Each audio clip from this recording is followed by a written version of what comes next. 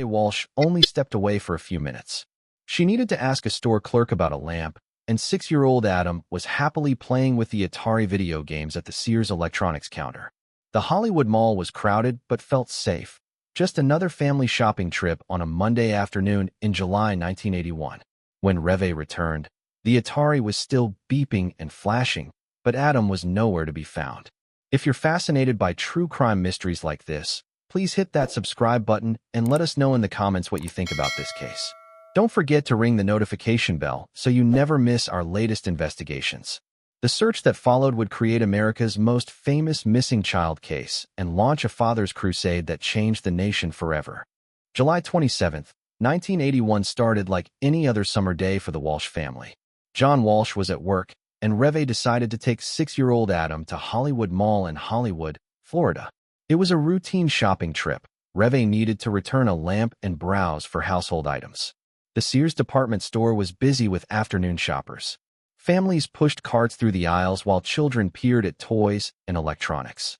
For Adam, the most fascinating section was the video game display near the electronics counter.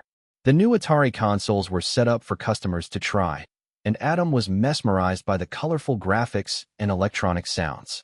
Reva watched her son play for several minutes. Adam was a well-behaved child who knew to stay close to his mother in public places. The electronics section was contained, with clear sight lines, and other families were around. When Reva spotted the customer service desk across the department, she made a quick decision. "I'll be right back, Adam," she told her son, who was absorbed in maneuvering a pixelated character across the screen. "Stay right here and keep playing." The lamp return should have taken just a few minutes. Reva walked approximately 50 feet to the customer service counter, maintaining visual contact with the video game area. She explained to the clerk that the lamp's electrical cord was faulty and needed to be exchanged. But what seemed like a simple transaction turned complicated. The clerk needed to check inventory, then locate a manager for approval. Reva glanced back toward the video games several times, but the afternoon crowd made it difficult to see Adam clearly. She wasn't concerned. He was exactly where she'd left him, playing quietly while she handled adult business. When Reva finally completed the return and walked back to collect Adam, her world collapsed. The Atari console was still running, its electronic melody echoing through the department. The joystick was warm, as if someone had just released it. But Adam was gone. Reva's initial reaction was confusion rather than panic. 6-year-old children don't simply vanish from department stores. She checked behind display cases, looked down nearby aisles, and asked other shoppers if they'd seen a blond boy in a striped shirt. Adam, where are you?" Her voice carried increasing urgency as she moved through the electronics section. Other customers began to notice a distressed mother calling for her child. Store employees joined the search within minutes. They checked bathrooms, storage areas, and every department Adam might have wandered into. The store's intercom crackled to life. "Attention shoppers, we're looking for a 6-year-old boy named Adam Walsh. He's wearing a striped shirt and has blonde hair. If you see him, please bring him to customer service immediately." But Adam Walsh was no longer in the Hollywood Mall. By 2 p.m., store security had expanded the search to the entire shopping center. Guards checked every store, restaurant, and corridor. They reviewed the limited security footage available in 1981, but the grainy black and white images revealed nothing useful.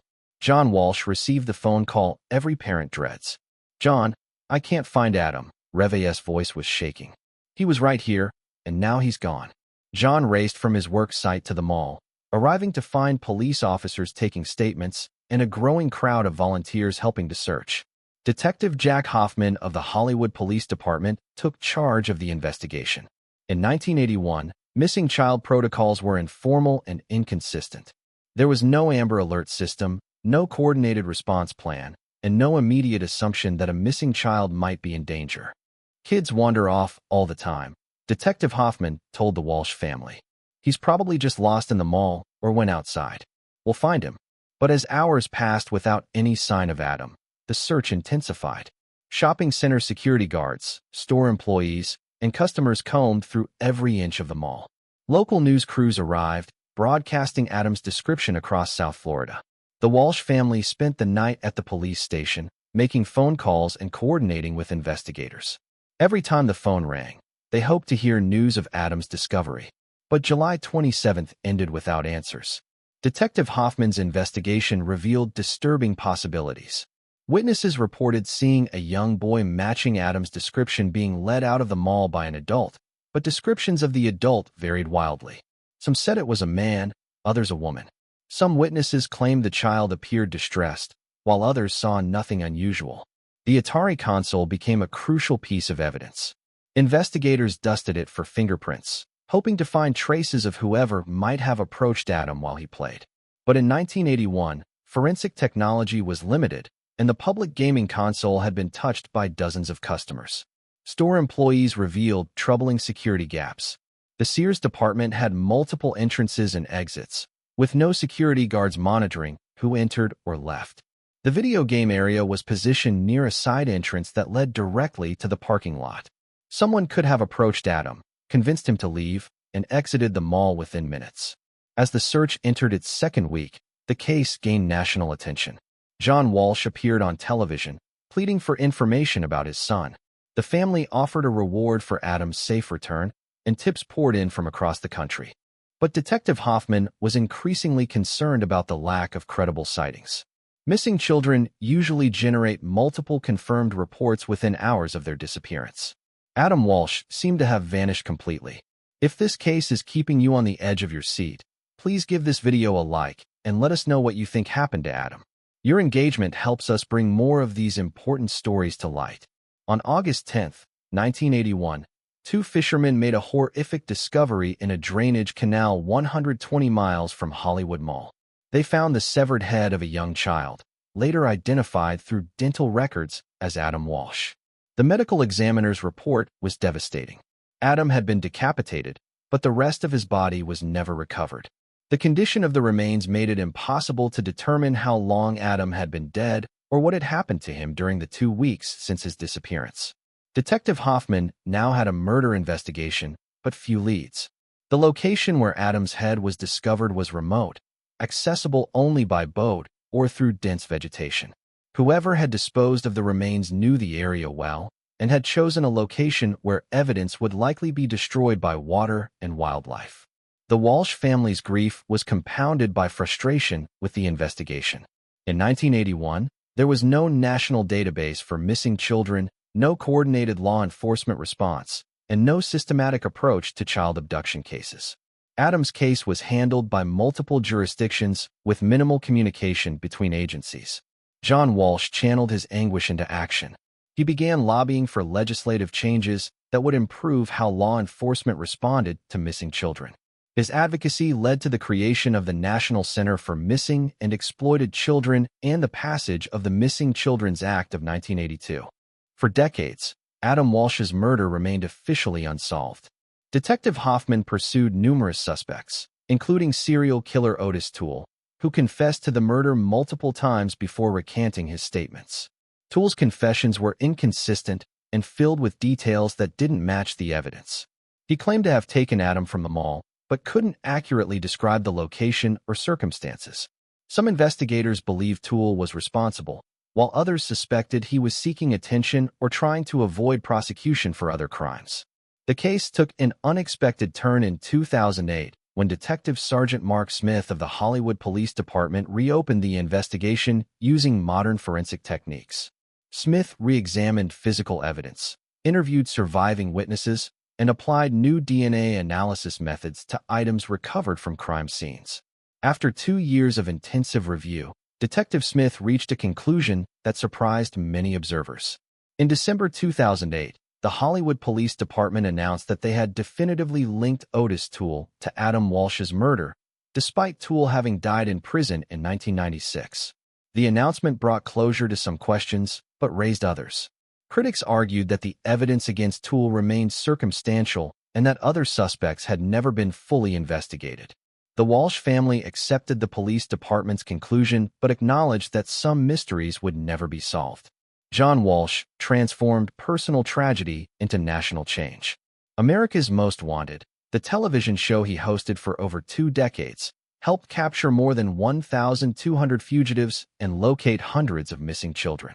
The show became a model for citizen involvement in law enforcement.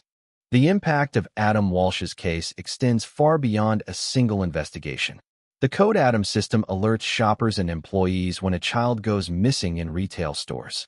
The Adam Walsh Child Protection and Safety Act created a national sex offender registry and established protocols for tracking dangerous predators.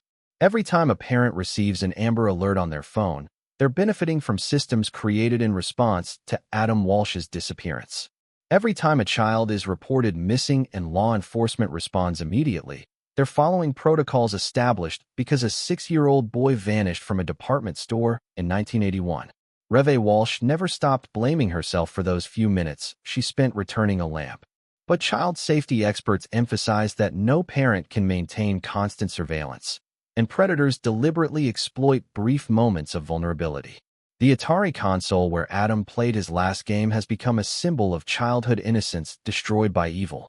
In 1981, parents assumed that busy public places were safe, that predators wouldn't strike in broad daylight, and that children would be protected by the presence of other adults. Adam Walsh's case shattered those assumptions and forced America to confront uncomfortable truths about child safety. The little boy who loved video games became the catalyst for the most comprehensive child protection reforms in American history. 43 years later, Adam Walsh's story continues to save lives. His father's crusade transformed tragedy into purpose, ensuring that no other family would face the same helplessness the Walshes experienced on that July afternoon. The memory of children like Adam reminds us to cherish every moment with our loved ones and to never stop fighting for their safety. If this story moved you, please subscribe to our channel for more cases where families turn tragedy into hope. Leave a comment sharing your thoughts, and don't forget to like this video to help us reach more people with these important stories. Viewer discretion was advised for this content covering themes of child abduction and murder. All case information is sourced from official police reports and FBI documentation. Visual recreations are AI-generated for educational purposes only.